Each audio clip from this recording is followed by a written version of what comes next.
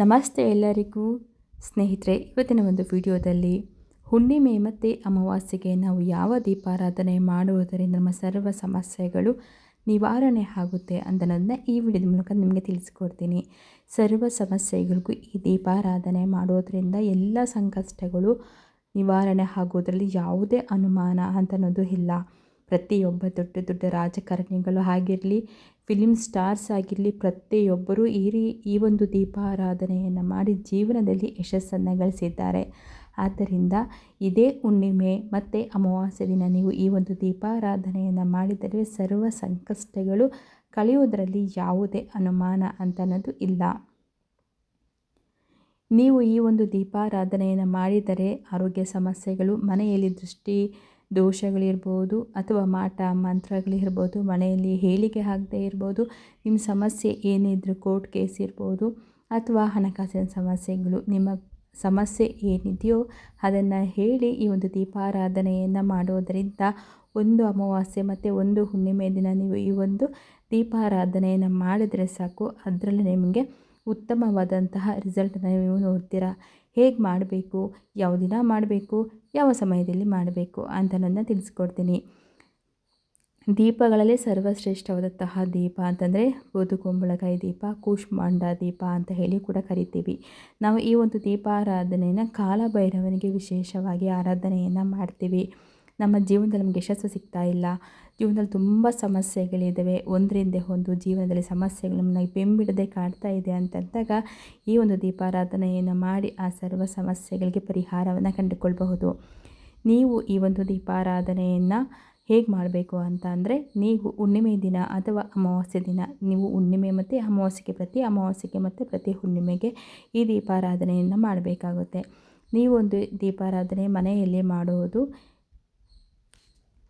ಹೇಗೆ ಅಂತಂದರೆ, ನೀವು ಕಾಯಿನ ತೆಗೆದುಕೊಂಡು ಬಂದು ಮನೆ ಒಳಗಡೆ ಯಾವುದೇ ಕಾರಣಕ್ಕೂ ಕಾಯಿ ತೊಗೊಂಡು ಬರಬಾರ್ದು. ನೀವು ಮನೆಯಲ್ಲಿ ಪೂಜೆ ಎಲ್ಲ ಮುಗಿಸಿದ ನಂತರ ಹೊರಗಡೆ ಕೂತ್ಕೊಂಡು ನೀಟಾಗಿ ಅದನ್ನ ಮಧ್ಯಕ್ಕೆ ಕಟ್ ಮಾಡಿ ಒಳಗಡೆ ಇರುವಂತಹ ಎಲ್ಲ ತಿರುಳನ್ನು ನೀಟಾಗಿ ತೆಗಿಬೇಕು. ಸಂಪೂರ್ಣವಾಗಿ ತೆಗಿಬೇಡಿ. ನಾನು ತೋರಿಸ್ತಿದ್ದೆ ನೋಡಿ ವಿಡಿಯೋದಲ್ಲಿ, ಆ ರೀತಿಯಾಗಿ ತಿರುಳನ್ನು ತೆಗೆದುಬಿಟ್ಟು ಇದಕ್ಕೆ ನೀವು ಅರಿಶಿನ ಕುಂಕುಮವನ್ನು ಇಡಬೇಕು.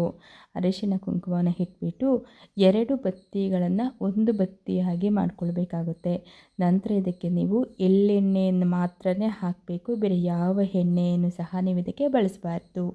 ಎಳ್ಳೆಣ್ಣೆಯನ್ನು ಹಾಕಿ ದೀಪಾರಾಧನೆ ಮಾಡ್ಕೊಳ್ಳೋದಕ್ಕೆ ನೀವು ಎಲ್ಲ ತಯಾರಿಯನ್ನು ಮಾಡಿಕೊಳ್ಬೇಕಾಗುತ್ತೆ.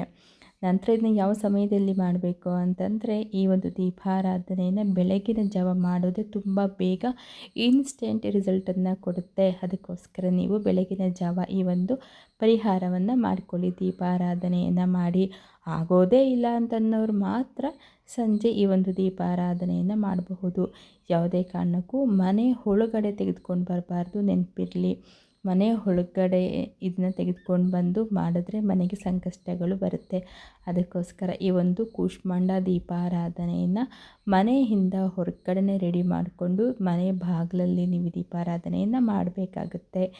ಎಲ್ಲ ನೀವು ದೀಪಾರಾಧನೆ ಮಾಡಿಕೊಂಡು ರೆಡಿ ಮಾಡಿಕೊಂಡು ನಿಮ್ಮ ಸಂಕಷ್ಟಗಳು ಏನಿದೆಯೋ ಅದನ್ನು ಹೇಳಿಕೊಂಡು ಒಂದು ಸ್ವಲ್ಪ ಎಳ್ಳನ್ನು ದೀಪಕ್ಕೆ ಹಾಕಿ ಕಾಲಭೈರವನನ್ನು ನೆನೆಸ್ಕೊಂಡು ಈ ದೀಪಾರಾಧನೆಯನ್ನು ಮಾಡಿದರೆ ಸರ್ವ ಸಂಕಷ್ಟಗಳು, ಜೀವನದಲ್ಲಿ ಯಶಸ್ಸು ಎಲ್ಲವೂ ಸಿಗ್ತಾ ಹೋಗುತ್ತೆ. ತಿಂಗಳಲ್ಲಿ ನೀವು ಒಂದು ಅಮಾವಾಸ್ಯೆ ಮತ್ತು ಒಂದು ಹುಣ್ಣಿಮೆಗೆ ನೀವು ಮಾಡಿದ್ರಿ ಅಂತಂದರೆ ಅದರ ರಿಸಲ್ಟು ಗೊತ್ತಾಗುತ್ತೆ. ಇದೇ ರೀತಿ ನೀವು ಪ್ರತಿ ಅಮಾವಾಸ್ಯೆ ಮತ್ತು ಪ್ರತಿ ಹುಣ್ಣಿಮೆಗೆ ಮಾಡ್ತಾ ಹೋದಂತೆ ನಿಮ್ಮ ಜೀವನದಲ್ಲಿ ನಿಮಗೆ ಗೊತ್ತಾಗ್ತಿರೋ ರೀತಿ ಯಾವುದೋ ಒಂದು ಅದ್ಭುತ ಶಕ್ತಿ ನಿಮ್ಮನ್ನು ಕಾಪಾಡುತ್ತೆ. ನೀವೆಲ್ಲ ಒಂದು ಕೆಲಸದಲ್ಲಿ ನಿಮಗೆ ಜಯ ಅಂತನ್ನೋದು ಸಿಗುತ್ತೆ. ಮತ್ತು ಯಾಕೆ ತಡ, ಇದೇ ಜ್ಯೇಷ್ಠ ಹುಣ್ಣಿಮೆ, ಕಾರ ಹುಣ್ಣಿಮೆ ತುಂಬಾ ಶಕ್ತಿಶಾಲಿಯಾದಂತಹ ಹುಣ್ಣಿಮೆ ಬರ್ತಾ ಇದೆ. ಈ ದಿನದಿಂದ ನೀವು ಸ್ಟಾರ್ಟ್ ಮಾಡಿ, ಇದೇ ಸೋಮವಾರದಿಂದ ಈ ಒಂದು ದೀಪಾರಾಧನೆ ಮಾಡೋದಕ್ಕೆ ಸ್ಟಾರ್ಟ್ ಮಾಡಿ. ನಿಮ್ಮ ಜೀವನದಲ್ಲಿ ಖಂಡಿತವಾಗಲೂ ಸರ್ವ ಸಮಸ್ಯೆಗಳೆಲ್ಲವೂ ಕಳೆದು ಒಳ್ಳೆಯದು ಆಗುತ್ತೆ, ಅದೃಷ್ಟ ಅಂತನ್ನೋದು ಬರುತ್ತೆ. ತುಂಬಾ ಸರಳವಾಗಿ ಮಾಡಿಕೊಳ್ಳುವಂತಹ ದೀಪಾರಾಧನೆ ಎಲ್ಲರೂ ಮಾಡ್ಕೊಳ್ಳಿ. ಕಡ್ಡಾಯವಾಗಿ ಹೇಳ್ತಾ ಇದ್ದೀನಿ, ಇದಕ್ಕೆ ನೀವು ಎಳ್ಳೆಣ್ಣೆಯನ್ನು ಮಾತ್ರನೇ ಹಾಕ್ಕೊಂಡು ದೀಪಾರಾಧನೆಯನ್ನು ಮಾಡಿಕೊಳ್ಬೇಕು. ನಾನು ತೋರಿಸ್ತಿದ್ದೀನಿ ನೋಡಿ, ಆ ಒಂದು ರೀತಿಯಲ್ಲಿ ಕಟ್ ಮಾಡಿಕೊಂಡು ಈ ಒಂದು ದೀಪಾರಾಧನೆಯನ್ನು ಮಾಡಿ ನಂತರ ಆ ದಿನ ಪೂರ್ತಿ ಅಲ್ಲೇ ಬಿಟ್ಟು ಮರುದಿನ ನೀವು ತೊಗೊಂಡು ಹೋಗಿ ಯಾರು ತುಳಿದೇ ಇರೋ ಜಾಗದಲ್ಲಿ ಒಂದು ಮರದ ಕೆಳಗಡೆ ನೀವು ಆ ದೀಪಗಳನ್ನ ಇಟ್ಟು ಬರಬಹುದು, ಅಥವಾ ಹರಿಯುವ ನೀರಿನಲ್ಲಿ ಈ ಒಂದು ದೀಪನ ತೆಗೆದುಕೊಂಡು ಹೋಗಿ ಬಿಟ್ಟು ಬರಬಹುದು. ಈ ರೀತಿ ಮಾಡೋದ್ರಿಂದ ನಿಮಗೆ ರಿಸಲ್ಟ್ ಗೊತ್ತಾಗುತ್ತೆ. ಅದೇನೇ ಆರೋಗ್ಯ ಸಮಸ್ಯೆಗಳು, ಕೋರ್ಟ್ ಸಮಸ್ಯೆಗಳು, ಭೂಮಿ ವಿಚಾರಗಳು, ಭೂಮಿ ಮಾರಾಟ ಮಾಡಬೇಕು, ಮದುವೆ ಮಾಡಬೇಕು, ನಿಮಗೆಲ್ಲ ಕೆಲಸದ ಯಶಸ್ಸು ಸಿಗಬೇಕು, ಏನೇ ಸಮಸ್ಯೆ ಇದ್ರೂ ಸರ್ವ ಸಮಸ್ಯೆಗಳಿಗೂ ಪರಿಹಾರ ಕೊಡುವಂತಹ ಈ ದೀಪಾರಾಧನೆಯನ್ನು ಪ್ರತಿಯೊಬ್ಬರಿಗೂ ಮಾಡ್ಕೊಳ್ಳಿ. ಹಾಗೆ ನೀವು ಈ ಒಂದು ವಿಡಿಯೋನ ನಿಮ್ಮ ಫ್ಯಾಮಿಲಿ ಮತ್ತು ನಿಮ್ಮ ಸ್ನೇಹಿತರಿಗೆ ಎಲ್ಲರಿಗೂ ಶೇರ್ ಮಾಡಿ. ಎಲ್ಲರೂ ಇದರ ಒಂದು ಉಪಯೋಗವನ್ನು ಪಡ್ಕೊಂಡು ಜೀವನದಲ್ಲಿ ಯಶಸ್ಸನ್ನು ಪಡೀಲಿ ಅಂತ ಹೇಳ್ತಾ ಇದ್ದೀನಿ. ಇದಿಷ್ಟು ಇವತ್ತಿನ ಒಂದು ಚಿಕ್ಕ ಮಾಹಿತಿ. ಮತ್ತೊಂದು ವಿಡಿಯೋದಲ್ಲಿ ಮತ್ತೆ ಸಿಗ್ತೀನಿ. ಅಲ್ಲಿವರೆಗೂ ಧನ್ಯವಾದಗಳು.